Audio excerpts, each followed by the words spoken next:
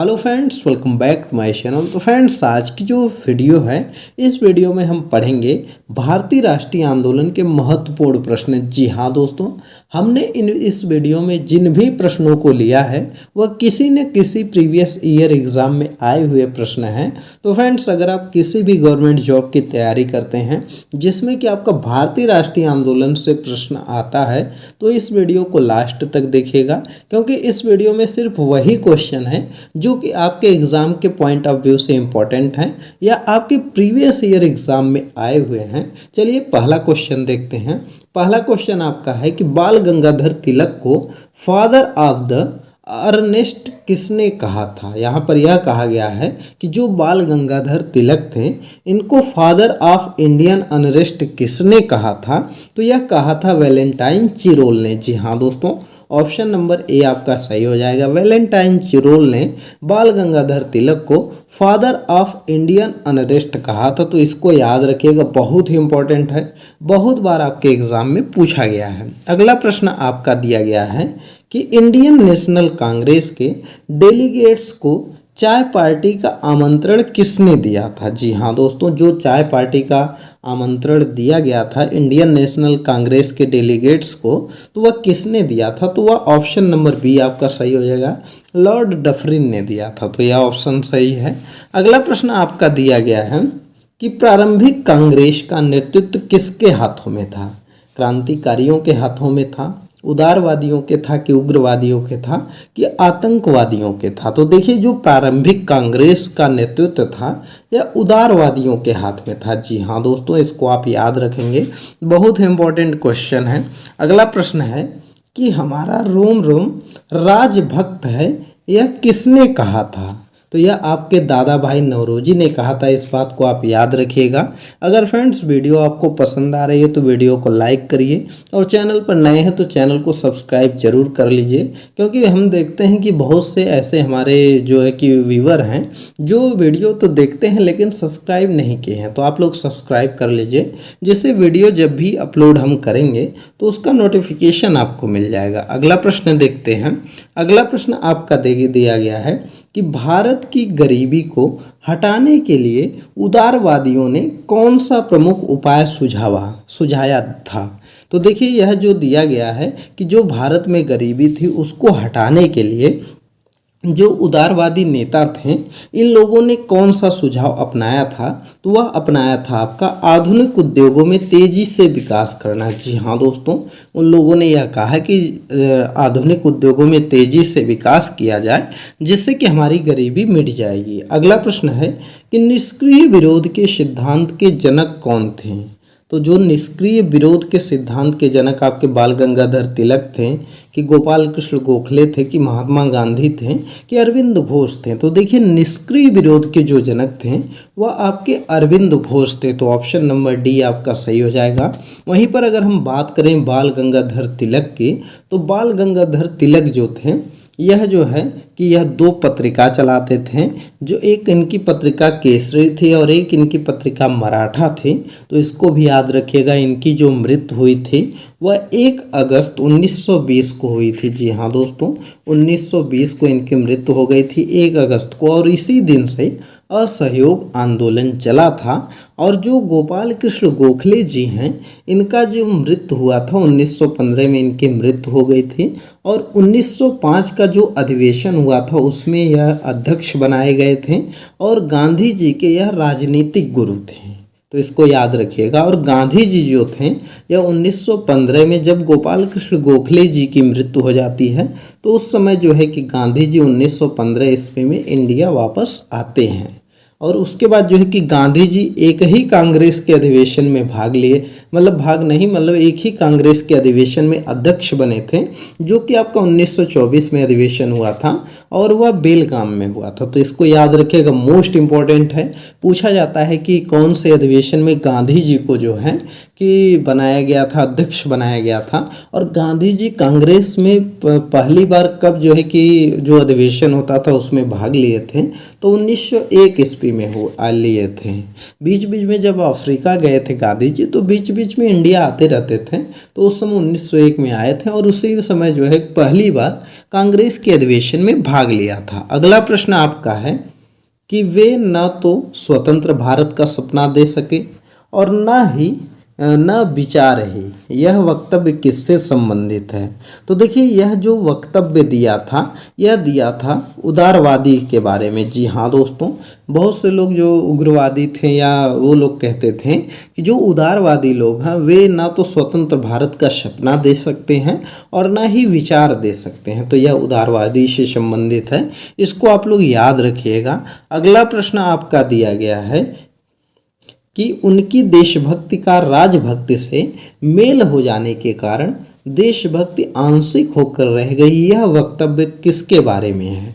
उग्रवादी, उदारवादी, गांधीवादी कि क्रांतिकारी के बारे में? तो देखिए, यह जो इसका सही आंसर है यह है उदारवादी। जी हाँ दोस्तों, जो यह वक्तव्य दिया गया था यह जो है कि उदारवादी के संबंध में दिया गया था, तो इसको आप याद रखिएगा। अगला प्रश्न आपका है कि भारतीय लोगों में उग्र राष्ट्रवाद की भावना पैदा करने वाली प्रमुख घटना क्या थी? फ्रांसीसी क्रांति थी, अमेरिका का स्वाधीनता संघर्ष था, 1905 में रूस पर जापान की विजय थी कि 1917 में रूसी क्रांति थी? तो देखिए, भारतीयों में जो उग्र राष्ट्रवाद की भावना जागृत हुई थी उसका मेन कारण था 1905 में जो रूस का जापान पर विजय किया था, तो यही सबसे महत्वपूर्ण घटना थी जिससे जो है कि भारतीयों में उग्र राष्ट्रवाद की भावना पैदा हुई।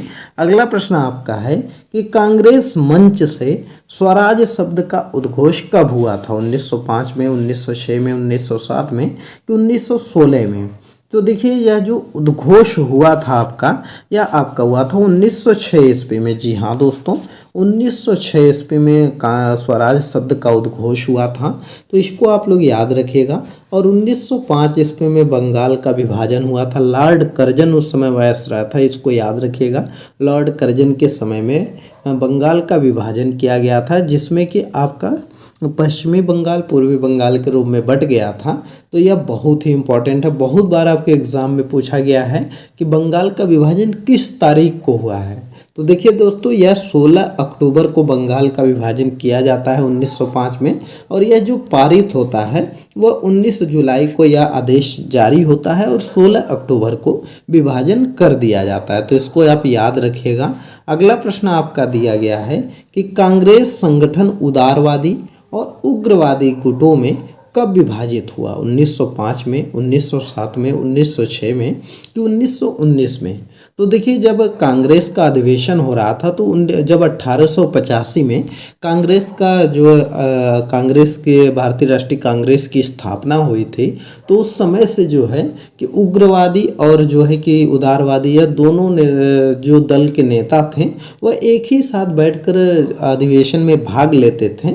लेकिन क्या होता है कि 1907 ईस्वी में इन दोनों लोगों में मतभेद हो जाता है और यह दोनों लोग अलग हो जाते हैं।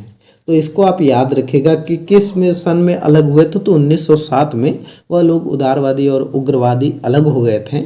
अगर हम उग्रवादी नेता की बात करें तो उसमें लाल बाल पाल आपके आते हैं, लाला लाजपत राय, बाल गंगाधर तिलक और अरविंद घोष वगैरह, यह लोग जो है कि उग्रवादी नेता थे। वहीं पर उदारवादी की अगर हम बात करें तो दादा भाई नौरोजी हो गए, सुरेंद्र नाथ बनर्जी हो गए, तो यह लोग जो हैं वह आपके उदारवादी नेता में आते थे। चलिए फ्रेंड्स, एक क्वेश्चन आपसे पूछते हैं, बताइए कि भारतीय राष्ट्रीय कांग्रेस की स्थापना किसने किया था? तो यह जो आपका किया था वह एओ ह्यूम ने किया था। जी हाँ दोस्तों, एओ ह्यूम ने जो है वह भारतीय राष्ट्रीय कांग्रेस की स्थापना किया था। और उस समय जो है कि वायसराय कौन था? तो उस समय जो है कि लॉर्ड डफरिन था। डफरिन के समय में ही जो है कि भारतीय राष्ट्रीय कांग्रेस की स्थापना हुई थी। तो इसको आप लोग याद रखिएगा। और एक चीज़ याद रखिएगा कि वर्नाकुलर प्रेस एक्ट किसके समय में आया था। तो वर्नाकुलर प्रेस एक्ट जो आया था वह लॉर्ड लिटन के समय में आया था। और वर्नाकुलर प्रेस एक्ट को समाप्त किसने किया था। तो वह समाप्त किया था आपके रिपन ने। जी हाँ दोस्तों, रिपन ने इसको समाप्त कर दिया था। तो इस चीज़ को भी आप याद रखिएगा। यह सब फ्रेंड्स जो मैं फैक्ट आपको बताता हूँ वह ज़रूर आप नोट किया करिए, क्योंकि फैक्ट से क्वेश्चन आपके बनते हैं और इम्पोर्टेंट फैक्ट हैं, इसलिए मैं आपके साथ डिस्कस कर देता हूँ। फ्रेंड्स बहुत से लोग कमेंट करते हैं कि सर 50 क्वेश्चन का सेट लाइए, 100 क्वेश्चन कराइए, 150 क्वेश्चन कराइए, या कुछ लोग तो कहते हैं 1000 क्वेश्चन का सेट लाइए। देखिए फ्रेंड्स, मैं अपने इस वीडियो में 25 से 30 क्वेश्चन लेता हूँ, लेकिन जो है कि हर एक वीडियो में मैं सिर्फ उसी क्वेश्चन को अटेंड करता हूँ जो कि आपके एग्ज़ाम के पॉइंट ऑफ व्यू से इम्पोर्टेंट है, न कि कोई भी क्वेश्चन ले लिया। क्वेश्चन लेना होता तो मैं भी कोई भी क्वेश्चन ले सकता था, आपका जो है कि एक ही टाइप के क्वेश्चन डाल करके 1000 क्वेश्चन का सेशन बना सकता था, लेकिन मैं केवल इम्पोर्टेंट क्वेश्चन पिक करता हूं और जो जो इम्पोर्टेंट चीज़ें रहती हैं वह आपको बताता हूं। तो इसलिए आप लोग चिंता मत करिए, इन सब क्वेश्चन को आप तैयार करिए, आपका पेपर अच्छा जाएगा। देखिए अगला प्रश्न देखते हैं कि केसरी और मराठा समाचार पत्र किसने निकाले थे। बाल गंगाधर तिलक ने, गोपाल कृष्ण गोखले ने, शिवाजी ने, कि महादेव गोविंद रानडे ने। तो देखिए केसरी और मराठा जो पत्रिका थे या आपके बाल गंगाधर तिलक ने निकाले थे। जी हाँ दोस्तों, इसको आप याद रखिएगा। अगला प्रश्न हम लोग देखते हैं। अगला प्रश्न है कि स्वतंत्रता हमारे जीवन का लक्ष्य है और हिंदू धर्म ही हमारे धर्म उद्देश्य की पूर्ति में सहायक होगा। यह किसने कहा था। लाला लाजपत राय ने, अरविंद घोष ने, जवाहरलाल नेहरू ने, कि सरदार भगत सिंह ने। तो देखिए यह जो कहा था वह आपके अरविंद घोष ने कहा था। जी हाँ दोस्तों, अरविंद घोष ने ही यह कहा था कि स्वतंत्रता हमारे जीवन का लक्ष्य है और हिंदू धर्म ही हमारे उद्देश्य की पूर्ति में सहायक होगा। तो इसको आप लोग याद रखिएगा। अगला प्रश्न देखते हैं। अगला प्रश्न आपका है कि भारत में होम रूल आंदोलन के संचालक कौन थे। श्रीमती एनी बेसेंट तथा महात्मा गांधी, श्रीमती एनी बेसेंट तथा लोकमान्य तिलक, श्रीमती एनी बेसेंट तथा महादेव गोविंद रानडे, श्रीमती एनी बेसेंट तथा पंडित जवाहरलाल नेहरू। तो देखिए भारत में होम रूल लीग की जो स्थापना की थी वह तो एनी बेसेंट की ही थी, साथ में लोकमान्य तिलक ने भी होम रूल लीग की स्थापना किया था। तो इसको आप याद रखिएगा। लोकमान्य तिलक पूना में स्थापना करते हैं और जो एनी बेसेंट थी वह अडयार में जो है कि इसकी स्थापना करती हैं। तो इसको आप याद रखेंगे। अगला प्रश्न हम लोग देखते हैं। अगला प्रश्न है कि होम रूल आंदोलन के प्रचार में श्रीमती एनी बेसेंट समाचार पत्र कौन से थे। किस समाचार पत्र में श्रीमती एनी बेसेंट ने अपना जो है कि आंदोलन का प्रचार किया। केसरी और मराठा में, न्यू इंडिया तथा कॉमनवेल्थ में, नेशनल हेराल्ड तथा हिंदू में, नौ टाइम्स भारत तथा पेट्रियट में। तो देखिए यह जो होम रूल आंदोलन की शुरुआत जो इसका प्रचार है वह एनी बेसेंट ने न्यू इंडिया तथा कॉमनवेल्थ में किया था। जी हाँ दोस्तों, न्यू इंडिया तथा कॉमनवेल्थ में किया था। और जो यह केसरी और मराठा या आपके बाल गंगाधर तिलक की पुस्तक है। और न्यू हेराल्ड के बारे में चलिए बात कर लेते हैं। तो न्यू हेराल्ड जो यह नेशनल हेराल्ड अखबार है यह आपका पटना से छपता था। तो इसको आप याद रखिएगा, अंग्रेजी में छपता था और यह पटना से छपता था। अगला प्रश्न आपका है कि मैं तो एक भारतीय टमटम हूँ जिसका कार्य सोते हुए भारतीयों को जगाना है। यह कथन किसका था। एओ ह्यूम का, सर विलियम बेडरमन का, श्रीमती एनी बेसेंट का, कि लॉर्ड डफरिन का। तो देखिए यह जो स्टेटमेंट दिया था कि मैं एक टमटम हूँ, मेरा कार्य जो है कि सोते हुए भारतीयों को जगाना है, यह एनी बेसेंट ने दिया था। जी हाँ दोस्तों, ऑप्शन नंबर सी आपका सही हो जाएगा। अगला प्रश्न है कि खिलाफत आंदोलन की सबसे बड़ी कमजोरी क्या थी। हिंदू मुस्लिम एकता थी, खलीफा के पक्ष में आंदोलन करना था, कि सरकार की खिलाफत करना था, कि धर्म के साथ राजनीति को मिलाना था। तो देखिए खिलाफत आंदोलन जो हो रहा था वह एक तरह से आपका धर्म आंदोलन था। जो मुस्लिम लोग थे वह लोग जो है कि जो तुर्की के राजा होते थे उसको अपना खलीफा मानते थे। तो वहाँ पर जब ब्रिटिश गवर्नमेंट द्वारा तुर्की को बर्बाद किया गया तो उस समय जो है कि इंडिया के मुसलमान नाराज हो जाते हैं और वह लोग खिलाफत आंदोलन जो है कि शुरू करते हैं। तो यह एक तरीके से आपका धर्म आंदोलन था। तो क्या हुआ कि जब खिलाफत आंदोलन शुरू होता है तो 1920 में भी यह शुरू होता है, 1919 के आसपास, और 1920 में असहयोग आंदोलन शुरू होता है जो कि गांधी जी करते हैं। और गांधी जी का जो असहयोग आंदोलन था यह एक आपका राजनीतिक आंदोलन था, जैसे स्वतंत्रता प्राप्त के लिए था। तो इसमें क्या होता है कि खिलाफत आंदोलन और असहयोग आंदोलन को गांधी जी के कहने पर एक में मिला लिया जाता है। तो खिलाफत आंदोलन की सबसे बड़ी कमी यही थी कि धर्म के साथ राजनीति को उसमें मिला लिया गया था। तो इसलिए यहाँ पर यह दिक्कत हो जाती है। ऑप्शन नंबर डी आपका सही हो जाएगा। अगला प्रश्न हम लोग देखते हैं। अगला प्रश्न है कि हंटर समिति नियुक्ति कब की गई थी? द्वैध शासन प्रणाली के क्रियान्वयन की जांच करने के लिए, खिलाफत के प्रश्न पत्र पर विचार करने के लिए, जलियांवाला हत्याकांड की जांच करने के लिए, कि बंग भंग को रद्द करने के लिए। तो देखिए हंटर समिति जो नियुक्त की गई थी यह इसलिए नियुक्त की गई थी, जो जलियांवाला बाग हत्याकांड हुआ था उसमें जो है कि उसकी जांच करने के लिए हंटर कमेटी का नियुक्ति किया गया था। और जो यह जलियांवाला बाग हत्याकांड है इसमें किसने जो है कि गोलियां चलवा दी थी? तो जनरल डायर ने जो है कि पब्लिक के ऊपर गोलियां चलवा दी थी, जिसमें लगभग 1500 के आसपास लोग मारे गए थे। लेकिन जो उन्होंने डाटा दिया था, अंग्रेज उस समय जो डाटा दिए थे वो 356 लोगों का डाटा दिए थे, तो वह गलत डाटा है। चलिए अगला प्रश्न देखते हैं। अगला प्रश्न है 1857 के विद्रोह में नायक कुंवर सिंह किससे संबंधित थे? बिहार से, मध्य प्रदेश में, राजस्थान से, उत्तर प्रदेश से। तो देखिए 1857 का जो विद्रोह हुआ था उसमें जो कुंवर सिंह है यह आपके बिहार राज्य से संबंधित थे। जी हाँ दोस्तों, बिहार राज्य से 1857 में बिहार से जो है कि नेतृत्व कुंवर सिंह कर रहे थे। और कुंवर सिंह जो थे वह जगदीशपुर से नेतृत्व कर रहे थे। तो इसको भी याद रखेगा, कभी कभी जो है कि पूछ देता है कि जगदीशपुर से नेता कौन थे, तो वह कुंवर सिंह आपके थे। अगला प्रश्न आपका है कि दिसंबर 1920 का कांग्रेस का नागपुर अधिवेशन क्यों महत्वपूर्ण है? इसके अध्यक्ष विजय राघवाचारी थे। असहयोग के प्रस्ताव को दोहराया गया था कि जब कांग्रेस का ध्येय शांतिमय तथा उचित उपायों को स्वराज प्राप्त करना था, कि इनमें भारत के इतिहास के नए युग का प्रादुर्भाव था। तो देखिए दिसंबर 1920 का कांग्रेस का नागपुर जो अधिवेशन हुआ था यह इसलिए आपका महत्वपूर्ण है क्योंकि इसके जो अध्यक्ष थे वह राघवाचारी को बनाया गया था। तो इसको आप याद रखेंगे। अगला प्रश्न हम लोग देख लेते हैं। असहयोग आंदोलन का सर्वाधिक महत्व क्या है? इसके द्वारा राष्ट्रीय चेतना जागृत हुई। इसने राष्ट्रीय आंदोलन को जन आंदोलन की ओर उन्मुख किया। इनमें अंग्रेजों का आत्मविश्वास हिल गया। कांग्रेस के रचनात्मक कार्यक्रमों पर बल दिया गया। तो देखिए जो असहयोग आंदोलन था इसका अधिक महत्व इसलिए है क्योंकि इस आंदोलन ने जो है कि राष्ट्रीय आंदोलन को जन आंदोलन की ओर उन्मुख किया था। तो फ्रेंड्स एक प्रश्न और आपका बनता है, कभी कभी पूछा जाता है कि किस आंदोलन में जो है कि महिलाओं ने सबसे ज़्यादा बढ़ चढ़ कर भाग लिया था? तो वह आपका सविनय अवज्ञा आंदोलन था जिसमें कि महिलाओं ने बहुत ही ज़्यादा बढ़ चढ़ कर भाग लिया था। तो इसको आप याद रखिएगा।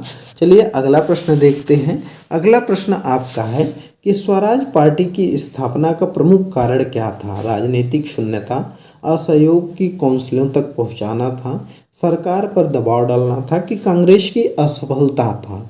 तो देखिए स्वराज पार्टी की स्थापना का मुख्य कारण जो था वह असहयोग के काउंसलिंग जो थी वहाँ तक पहुँचाना था। तो इसको आपका ऑप्शन नंबर बी आपका सही हो जाएगा। अगला प्रश्न आपका दिया गया है कि केंद्रीय व्यवस्थापिका में स्वराज पार्टी के नेता कौन थे? देशबंधु चित्तरंजन दास, कस्तूरी रंगन अय्यर, पंडित जवाहरलाल नेहरू, डॉक्टर अंसारी। तो देखिए केंद्रीय व्यवस्थापिका में अगर हम बात करें तो केंद्रीय व्यवस्थापिका में पंडित मोतीलाल नेहरू, जो है कि स्वराज पार्टी के नेता थे। लेकिन अगर कभी कभी पूछा जाता आपसे कि स्वराज पार्टी किसने मिलकर बनाया था, तो चित्तरंजन दास, देशबंधु चित्तरंजन दास और पंडित मोतीलाल नेहरू ने इसको मिल करके बनाया था। तो इसको आप लोग याद रखिएगा। 1923 ईस्वी में जो स्वराज पार्टी है या आपकी बनती है, जब असहयोग आंदोलन को जो आपका असहयोग आंदोलन था वह आपका चलाया जाता है जलियांवाला बाग हत्याकांड के बाद 1920 ईस्वी में। और 1922 ईस्वी में जब चौरी चौरा कांड हो जाता है, तो उसके बाद गांधी जी असहयोग आंदोलन को बंद कर देते हैं। तो असहयोग आंदोलन के बंद होने के कारण मोतीलाल नेहरू और जो है कि देशबंधु चित्तरंजन दास मिल करके नई पार्टी का गठन करते हैं, जिसका नाम रखते हैं स्वराज पार्टी। तो इसको आप याद रखिएगा। अगला प्रश्न देखते हैं। अगला प्रश्न आपका है कि हम शेर को उसकी माद में पराजित करेंगे, यह किसने कहा था? मोतीलाल नेहरू ने, चित्तरंजन दास ने, कस्तूरी रंग अय्यर ने और जवाहरलाल नेहरू ने। तो देखिए, यह कहा था चित्तरंजन दास ने। चित्तरंजन दास ने ही कहा था कि हम शेर को उसकी माद में ही पराजित करेंगे। तो यह ऑप्शन नंबर बी आपका सही हो जाएगा। अगला प्रश्न आपका है कि मेरे लिए धर्म के बिना राजनीति एक मृत्यु जाल के समान है, क्योंकि यह आत्मा को मार देती है। यह कथन किसका है? जवाहरलाल नेहरू का, महात्मा गांधी का, चित्तरंजन दास का, कस्तूरी रंगन अय्यर का। तो देखिए, यह जो कहा था कि मेरे लिए धर्म के बिना राजनीति का एक मृत्यु जाल के समान है, क्योंकि यह आत्मा को मार देती है, तो यह कहा था महात्मा गांधी ने। तो ऑप्शन नंबर बी आपका सही हो जाएगा। तो फ्रेंड्स, यह आज के टॉप 25 क्वेश्चन थे जो कि आपके एग्ज़ाम के ओरिएंटेड थे। हमने एग्ज़ाम को देख करके जो प्रीवियस ईयर में क्वेश्चन आए हैं उन्हीं क्वेश्चन को हमने लिया था, और उसी के कुछ वो क्वेश्चन थे और कुछ क्वेश्चन उसी के आधार पर हमने लिया था। तो फ्रेंड्स, यह बहुत ही इंपॉर्टेंट क्वेश्चन है। इस वीडियो को आप 3-4 बार रिपीट करके देख लीजिएगा, जिससे कि आपका क्वेश्चन अच्छे से तैयार हो जाए। और दूसरी चीज़ यह है कि हमने जो है कि भारतीय राष्ट्रीय आंदोलन पर 4-5 वीडियो और बनाई है, उसको भी आप चैनल पे जा करके देख लीजिए, क्योंकि उन सब वीडियोस में भी जो प्रीवियस ईयर क्वेश्चन है उनको लिया है, जिससे आपकी एक अच्छी तैयारी हो जाएगी। और दूसरी चीज़, आगे भी हम असहयोग आंदोलन पर या जो है कि सविनय अवज्ञा आंदोलन पर, भारत छोड़ो आंदोलन पर, या पूना पैक्ट हो गया, या उसके बाद आपका जो बंगाल विभाजन हो गया, तो इन सब पे जो कांग्रेस के अधिवेशन वगैरह हुए हैं इस पर भी वीडियो लाएंगे। तो आप लोग चैनल को ज़रूर सब्सक्राइब कर लीजिए, जिससे कि उन वीडियोस के नोटिफिकेशन आपको मिल सके। चलिए, वीडियो पसंद आई है तो वीडियो को लाइक करिए, शेयर ज़रूर किया करिए, क्योंकि अगर आप शेयर वीडियो को करेंगे तो जिससे कि नॉलेज और लोगों तक पहुँच सकेगी। और फ्रेंड्स, अगर वीडियो पसंद आती है तो वीडियो को लाइक ज़रूर किया करिए। चलिए, मिलते हैं अगले एक नई वीडियो में एक नए टॉपिक के साथ। तब तक के लिए बाय बाय।